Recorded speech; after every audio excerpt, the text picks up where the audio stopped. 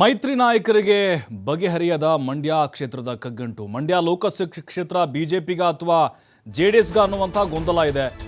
ನೋಡೀಗ ಮಂಡ್ಯ ಲೋಕಸಭಾ ಕ್ಷೇತ್ರ ಬಿಜೆಪಿಗ ಅಥವಾ ಜೆಡಿಎಸ್ಗ? ಕುಮಾರಸ್ವಾಮಿ ಅವರು ಡೆಲ್ಲಿಯಲ್ಲಿ ಚರ್ಚೆ ಮಾಡಿದ್ರು ಕೂಡ ಬಗೆಹರಿತಿಲ್ವಲ್ಲ.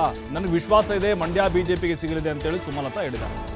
ನನ್ನ ಹೋರಾಟ ಟಿಕೆಟ್ಗೆಲ್ಲ ಮಂಡ್ಯಕ್ಕಾಗಿ ಅಂತ ಹೇಳಿದ್ದಾರೆ ಸಂಸದೆ.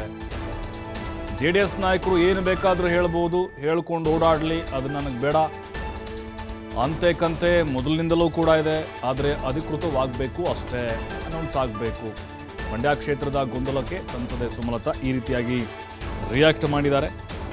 ಬಟ್ ಈಗ ಜೆಡಿಎಸ್ನವರು ಕೂಡ ಅದೇ ವಿಶ್ವಾಸದಲ್ಲಿದ್ದಾರೆ, ಸುಮಲತಾ ಕೂಡ ಅದೇ ಭರವಸೆ ವ್ಯಕ್ತಪಡಿಸ್ತಾ ಇದ್ದಾರೆ. ಯಾರಿಗೆ ಸಿಗುತ್ತೆ ಹಾಗಾದರೆ?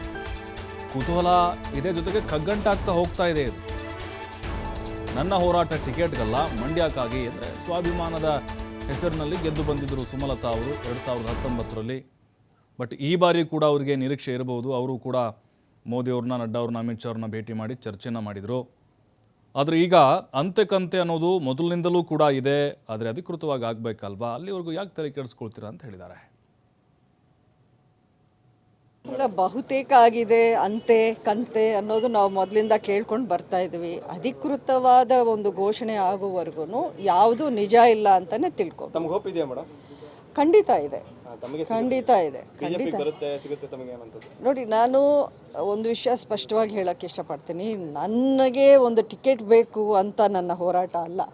ನನಗೆ ಒಂದು ಟಿಕೆಟ್ ಬೇಕು ಅಂದರೆ ನನಗೆ ಹಲವಾರು ಆಪ್ಷನ್ಸು ಇದೆ ನನ್ನ ಮುಂದೆ. ಎಲ್ಲಾದರೂ ನಿಂತ್ಕೋಬೇಕು, ಯಾವುದಾದ್ರೂ ಒಂದು ಕಡೆ ನಾನು ಟ್ರೈ ಮಾಡಿ ಒಂದು ಟಿಕೆಟ್ ತಗೊಳ್ಳೇಬೇಕು ಅಂದರೆ ಅದಷ್ಟು ಕಷ್ಟವಾದ ವಿಷಯ ಏನಲ್ಲ. ನನ್ನ ಹೋರಾಟ ಮಂಡ್ಯಕ್ಕೋಸ್ಕರ.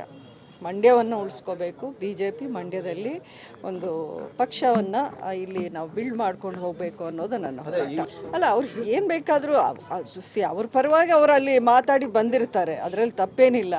ಬಟ್ ಕೊನೆಯದಾಗಿ ಹೈಕಮಾಂಡ್ ಏನು ತೀರ್ಮಾನ ಮಾಡ್ತಾರೋ ಅದೇ ತಾನೇ ಫೈನಲ್.